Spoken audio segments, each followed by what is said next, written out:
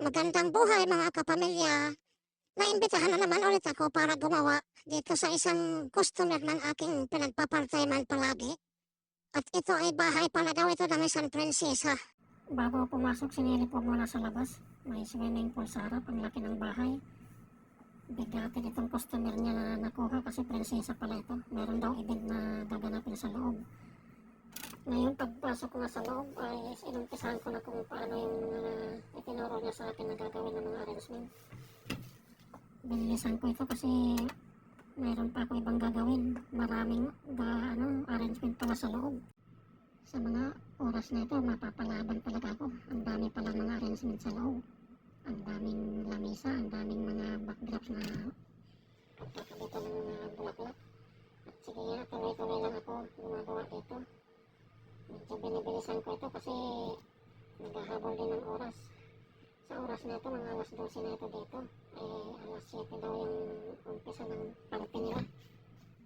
At puro mayayaman daw ng pamilya pala ito kasi prinsesa pala ito ang may-ari na nagpapagaw sa kanya.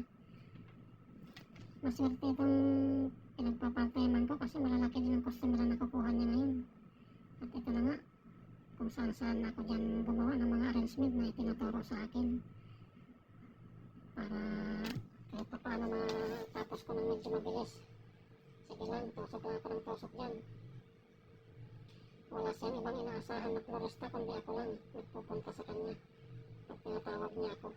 Pag bakante lang naman ang oras ko, saka ako nagpapartime sa kanya. Mahirap din kasi pag wala siyang sariling florista dahil hindi naman kaya niya, siya lang din ang gagawa. Sige lang, gawa lang ako ng gawa, tusok lang ng tusok hanggang matapos ito. Ito ay part 1 ito ng mga ginawa ko. Bantik ng tumumba, ang hirap ikabit. Sa dingding kasi yan pinaka-background. Malalaki pa yung mga hydrangea, tapos yung sponge na inilagay ng mga Indiano dyan, maliliit. Ay hindi balance. Kaya ginawan ko na lang ng paraan yan para hindi bumagsak. Sa part 1 na ito na video ko, ito ay malapit na ako matapos dito. Sa ilang parte ng arrangement dito sa loob ng bahay. Yan, kabit lang ako ng kabit dyan. Tusok lang ng tusok. Ginagawan ko lang ng paraan yan para hindi bumagsak. At ito na nga, malapit na siya matapos. Dahil naghahabol din pala sa oras ito. Wala naman silang ibang nakukuhang part-timer kundi ako lang din. Ay yung isang florista na kinukuha niya hindi naman makarating dahil siya may sarili din siyang trabaho palagi. At ito na nga, natapos na ito. Sa part na ito hanggang dito lang muna.